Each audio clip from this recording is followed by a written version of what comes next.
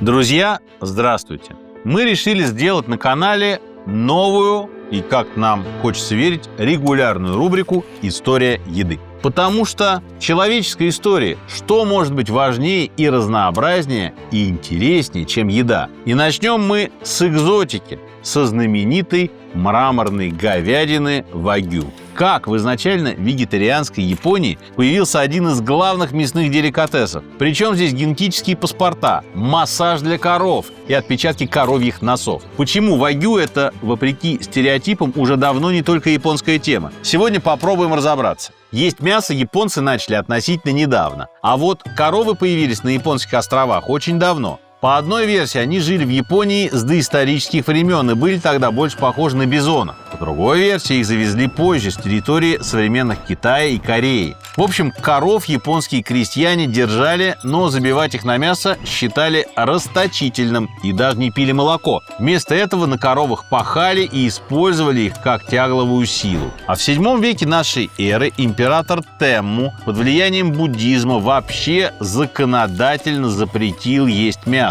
Запрет отменили в XIX веке, после того, как страна открылась иностранному влиянию. В Японию хлынули иностранные новшества, иностранные товары, иностранные специалисты. И вы знаете, эти специалисты хотели мяса. Японцам пришлось уступить, а вскоре они и сами вошли во вкус. А главным фанатом говядины стал японский император. К тому моменту в Японии уже существовала в зачаточной форме селекция скота. Специалисты выделяли родословные коров, имевших исключительные племенные качества. Такие племенные ветки называли цуру. Именно в такой ветке появился бык по имени Тадзири-го. Легендарный родоначальник большинства современных коров вагю. Город-порт Кобе, где он родился, теперь считается родиной мраморной говядины. Кстати, ее исключительные свойства были обнаружены довольно случайно. В Кобе было много иностранцев, истосковавшихся по ростбифу, и для них начали забивать на мясо местные породы, которые изначально выводились с упором не на вкусовые качества, а на выносливость и кроткий нрав.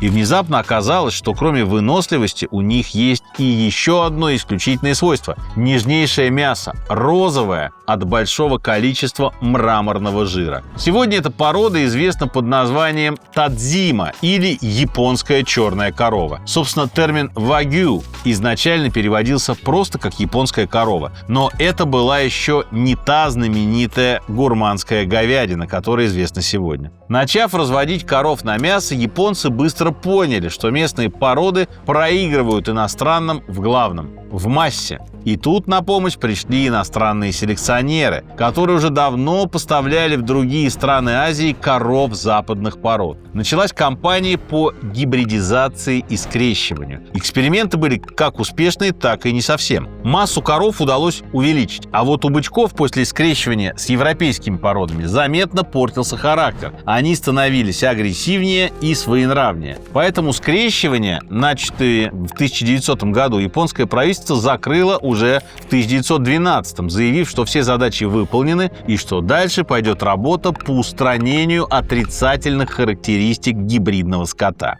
Японское законодательство еще долго четко делило коров вагю на чистокровных и улучшенных, то есть гибридизированных. А вот с породами поначалу случился некоторый беспорядок. Их было зарегистрировано более 60, хотя многие ничем не отличались друг от друга, просто обитали в разных регионах страны. К концу 50-х японские животноводы пришли к современному определению говядины вагю. Мясо коров одной из 4 пород – японская черная, японская коричневая, японская безрогая и японская шортгорн. Разделение на улучшенных и чистокровных особей убрали, чтобы не путать потребителя. В итоге чистокровных пород, которые никогда не скрещивались с европейцами, осталось всего 2 – миссима и кучиносима.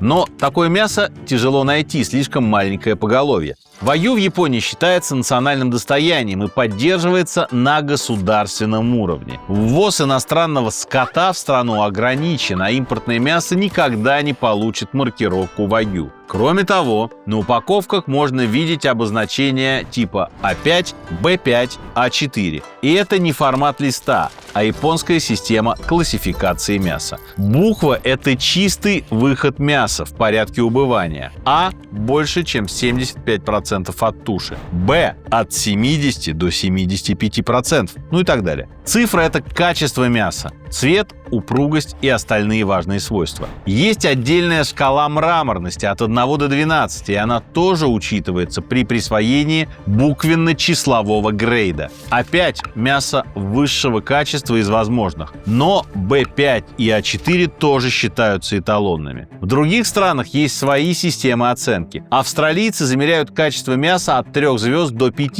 и отдельно мраморность. Австралийская вагю имеет индекс от МС0 до МС9+. 0, соответственно, это полное отсутствие мраморности, а 9+ – максимальная мраморность. Уровни 10, 11 и 12 предполагаются, но не выделяются.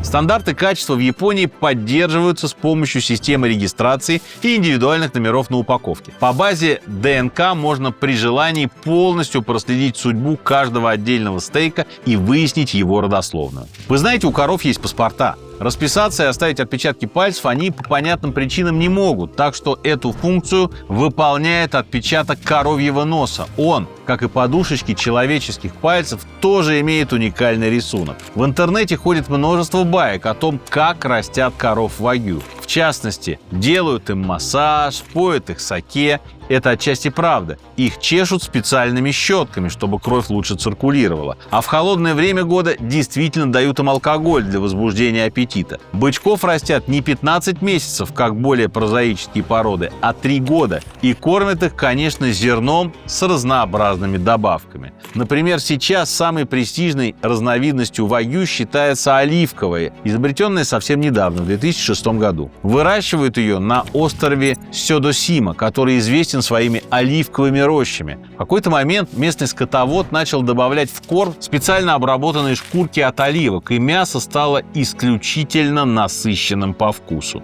Но самым знаменитым сортом по-прежнему остается говядина Кобе из предместий одноименного города. Ежегодно забивается не более 3000 голов категории Кобе. Понятно, что такое мясо становится предметом охоты для гурманов. Секрет вагю, разумеется, в жире. Сетки тонких жировых прожилок, напоминающих мрамор. Из-за них мясо в прямом смысле тает во рту. Обычный говяжий жир плавится при 40 или 50 градусах Цельсия. Вагю при 30, так что буквально сочится соком уже в руках. Не последнюю роль играет и характерный сладковатый аромат вагю, за который отвечают особые химические соединения – лактоны, содержащиеся также в персиках и кокосе. При нагревании этот аромат только усиливается. В Японии вагю традиционно употребляли в блюдах под названиями сукияки и сябу-сябу. Оба блюда очень тонко нарезанное мясо, которое ненадолго окунают в горячую воду или в овощной бульон. Еще один классический вариант – гюдон – тонкие ломтики говядины, выложенные поверх риса и политые соусом. Из вагю готовят татаки, сашими, шашлычки, якитори и даже котлеты. Японцы известные пуристы, и говядина тут не исключение. Они настаивают, что вагю – это исключительно мясо японских коров, выращенных исключительно на территории Японии, забитых и разделанных в определенных зонах. Но остальной мир с ними не совсем согласен и не готов уступать Японии исключительное право на это потрясающе вкусное мясо. Не в последнюю очередь это происходит потому, что за вагю с правильной родословной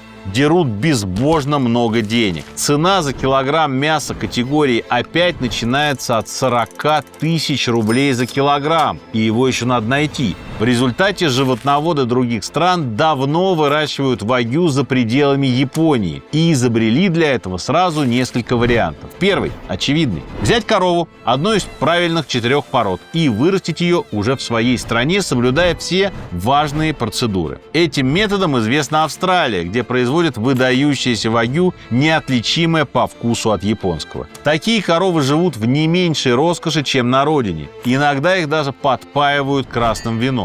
Правда, продавать свой легендарный скот японцы не любят, а если и продают, то за бешеные деньги, резонно предполагая, что национальное достояние должно стоить дорого. За соблюдением правил в этой сфере японцы следят очень строго. Российскому Мираторгу, например, в свое время стоило большого труда начать проект по выращиванию породы вагю в России и получить все необходимые документы. Первые двое бычков, возводящих родословную к японским и имеющих соответствующие паспорта, были привезены в Россию в феврале 2017 года. 2 года спустя, в 2019, завезли 59 быков из Австралии. Систему градации качества Мираторг тоже использует австралийскую. Минсельхоз внес вагю в официальный список пород для племенного разведения. В России таким образом появилась собственная, 100% аутентичная мраморная говядина.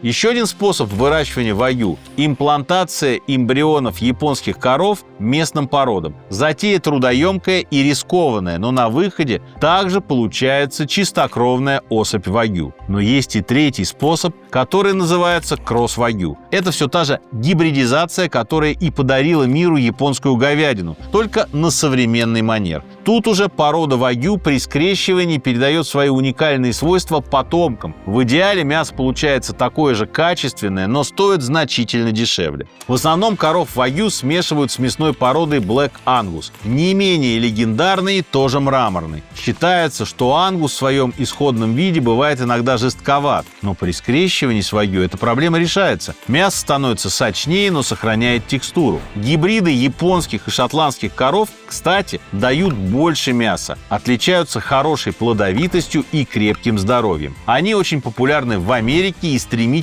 завоевывают другие страны. Таких бычков можно встретить по всему миру, от Намибии до Новой Зеландии. В России кросс-вагю и породы Абердин-Ангус есть у уже упомянутого Мираторга. Коров по всем правилам откармливают лучшим сеном и кукурузой на протяжении 500 дней, а мясо получается с явным мраморным рисунком. Лучшие отрубы этого гибрида проходят по нижней границе категории А5, то есть от этого мяса не отказался бы даже японский гурман. Хотя он мог бы, наверное, осудить его за недостаточно аристократическую родословную. В истории вагю примечательна страсть, с которой люди классифицируют еду. Мясо, вино, сыр – все это при первой возможности превращается в предмет национального престижа, защищается законодательно, разбивается на категории, снабжается паспортами, вносится в базы данных, исследуется химиками и биологами и разбирается чуть ли не на молекулярном уровне. Это вопрос престижа, больших денег, экономики и вообще судьбы отдельных регионов или даже стран. Но прежде всего тут видно, что люди просто очень любят есть. И в следующих сериях мы продолжим рассказывать вам о том, как именно они это делают и какие у людей любимые блюда.